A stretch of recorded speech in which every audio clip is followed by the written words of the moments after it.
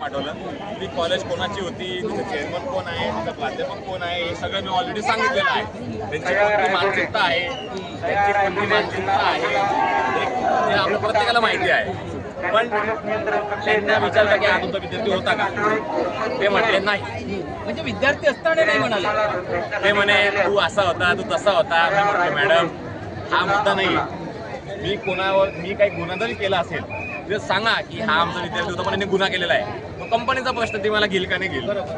तर हा सगळा जातीवाद घडलेला आहे आणि मी तो सहन केलेला नाही.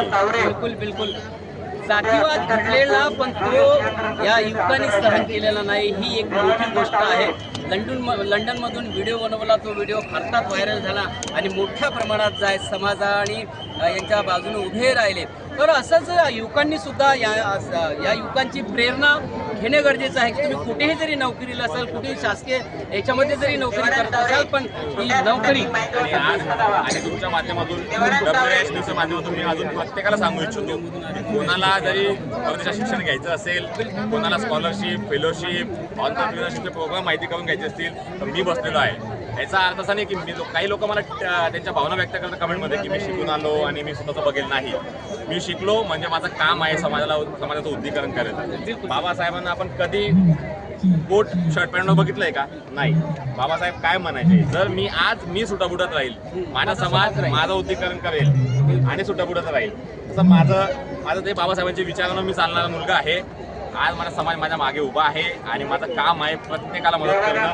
100% प्रयत्न करेल, प्रत्येकाला मदत करायची. जय भीम.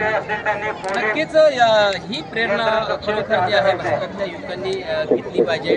आणि तुम्ही कुठे जरी नोकरी करत असाल तर स्वाभिमानाची नोकरी करायला पाहिजे. आणि नोकरी करत असताना जर तुमच्यावर अन्याय होत असेल तर अन्याय सहन करून घेऊ नका. दादांनी सांगितलं का अन्याय सहन म्हणजे करणे हा सगळ्यात मोठा गुन्हा आहे.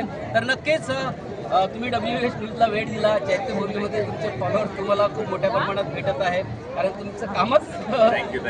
वाखाणण्याजोगं आहे. एकमेकाला अपलिफ्ट करणं आणि आपले रिसोर्सेस तयार करणं आजचा मला सगळ्यात मोठा संदेश आहे माझ्या प्रत्येक समाजाच्या व्यक्तीला. आणि WS न्यूजचा मी खूप धन्यवाद करतो. जय भीम. चला नक्कीच WS न्यूजला लाईक करा, सबस्क्राईब करा.